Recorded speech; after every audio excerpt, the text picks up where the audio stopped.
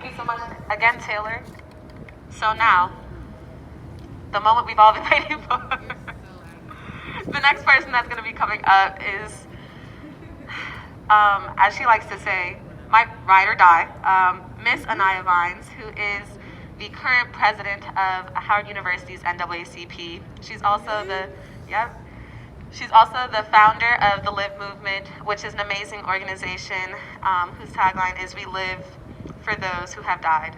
She put together, with the rest of the help of her organizers in the Live Movement, Tent City 2020, which is a sit-in where we occupied space at the U.S. Department of Education for 8 days. And I completely recommend everyone to look it up, hashtag Tent City 2020. And just a phenomenal woman in all aspects. So I'm going to let her take it away, Miss Aniyah Vines.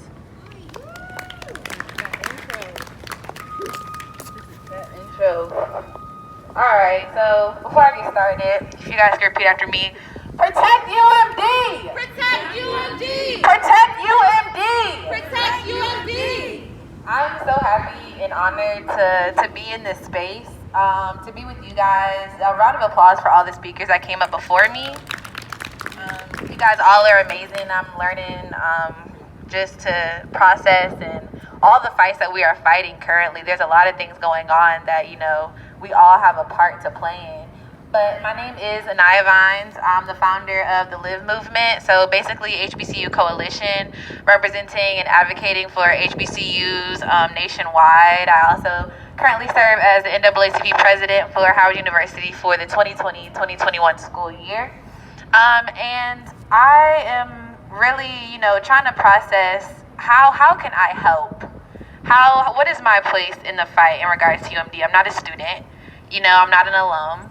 So my position as a bison, how can I connect? How can I relate? How can I be of service? Because, we have to find our place in everything that, we feel connected to, and I definitely feel connected in this space.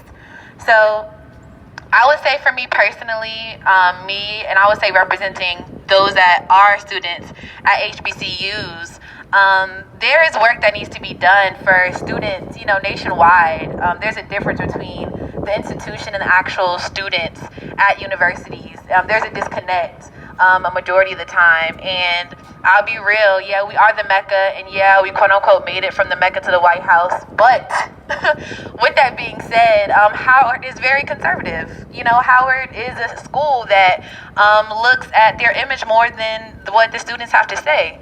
So that's why the Live Movement came to be, because even as being a bison, there are things that we know that needs to be changed within our institutions. The foundation of the institution in and of itself needs to be looked at, but that's a conversation for another day. Afeni touched a little on that earlier, but so I would say I'll speak on something that I like to talk about. I think as Black women, Black men, Black non-binary, we all have magic. And even like minority, whatever you identify with, we all have magic. And I feel like mine is unity. I focus on uniting those who might be divided otherwise, especially with the fight that we are fighting every day. There's no division in the movement. We can't afford to have any division in the movement because there's too much work to be done. We can't reverse things that have happened, but we can definitely push forward. So UMD, I'm on the record saying that you have a friend at Howard, you have a family member at Howard. However you need for us to help in regards to mobilizing, in regards to strategizing, if there is another occupied space you plan, please know that the NAACP chapter will be in attendance. Please know that we will stand in solidarity with you. Please know that the things that you guys are demanding, we will be there to make sure that your voices are heard. Because there is a lot of demands that are far stretched. The Live Movement stands on 6 demands, and one of them being canceling student loan debt, one of them being having African diaspora studies course as a requirement in public school curriculum. So there are a lot of things that need to be advocated on a large scale. So call on us. Look at us as a resource. Look at us as extended family. Because even though we are HBCU and you are PWI, we are still connected. We are still students, and we still have to make sure institutions hear us as students, And even on a large scale, the institution serves us. So they have to remember that. And speaking on what she said earlier about power, a lot of people don't understand, but we have the power to take their power away. And I like to say that in every space because they like to mentally limit us into thinking that we have to limit ourselves. So in that case, we have the power to take their power away. How do we do that? That's a conversation that needs to be had. But first we have to plant that seed and let people know that we as individuals have the power to take their power away. And how do we do that? We unify. How do we do that? We strategize. How do we do that? We execute things that we put our mind to. But that means that we have to move as one body.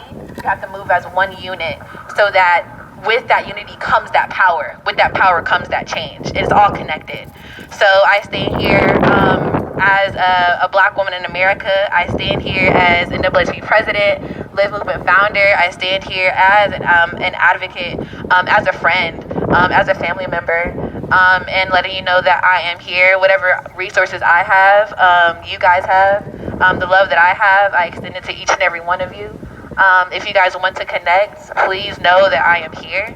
And let me know if there's anything that I can do within my capacity, with the people that I know, with the resources that I might be plugged into, and I will make sure that I can do what I can to uplift the voices. That's what we're here for, to uplift all of our voices, uplift those demands to make sure that we advance the Black and brown community. That's what it's about. And make sure we know no matter who's in the office, regardless if they're HBCU alum, I'm not comforted.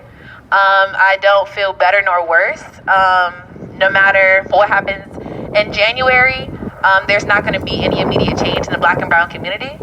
And all skin folk are not kinfolk. And you have to be vetted. You have to prove yourself, especially with a track record. You have proved yourself with inconsistency. So with that being said, we'll see how you do with the power that you hold. But even though, you're HBCU alum, doesn't mean anything. The work still has to get done, and we the people have that responsibility to make sure that gets done. So let's just get to work. Thank you.